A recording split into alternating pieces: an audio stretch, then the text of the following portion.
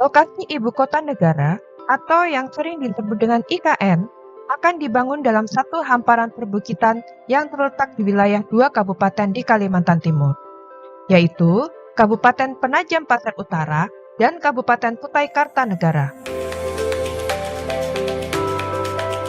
Ada 4 daerah yang paling dekat dengan wilayah IKN, yaitu Kota Samarinda, Kota Balikpapan, Kabupaten Kutai Kartanegara, dan Kabupaten Pasir. Pembangunan infrastruktur di Samarinda dilakukan hingga saat ini. Infrastruktur ini harus berdiri di atas tanah yang memiliki kondisi yang baik. Kota Samarinda memiliki 2 kawasan yang terbelah oleh Sungai Mahakam.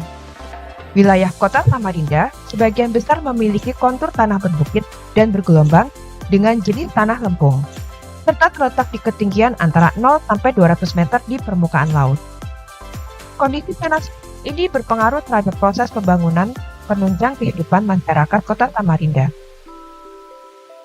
Dan umum, rata-rata kepadatan tanah keras yang ada di kota ini ditemukan di kedalaman yang lebih dari 25 meter. Di kawasan ini, tanah yang cenderung lunak cukup tersebar di permukaan.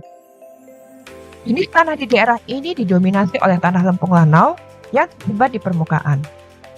Dan di kedalaman yang cukup dalam baru ditemukan lapisan pasir dengan kepadatan yang cukup. Kondisi ini sangat mempengaruhi dalam penentuan jenis fondasi suatu bangunan. Penyelidikan yang akurat sangat dibutuhkan untuk mendukung bangunan karena bangunan harus bertumpu pada tanah keras dan stabil. Apabila ditemukan tanah dengan konsistensi lunak, maka diperlukan perbaikan tanah terlebih dahulu untuk mendapatkan tanah padat yang mampu menahan beban bangunan.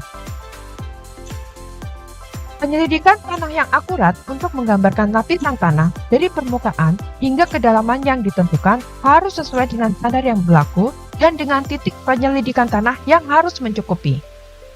Kecukupan data tanah ini harus dipenuhi agar struktur bawah yang direncanakan memberikan kestabilan dan keamanan bagi bangunan sipil.